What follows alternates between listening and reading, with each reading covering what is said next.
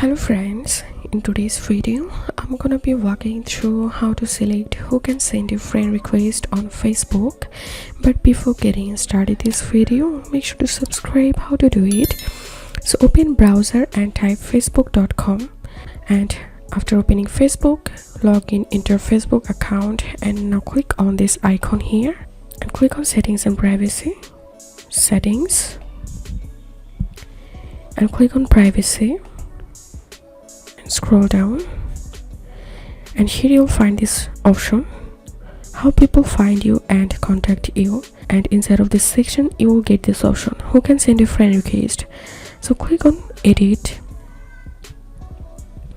and click on this drop down, and now you can select everyone, or you can select friends of friends. So that's how you can select who can send you friend request on Facebook. If this video helped you, give a thumbs up and please consider subscribe to how to do it. Thank you for watching.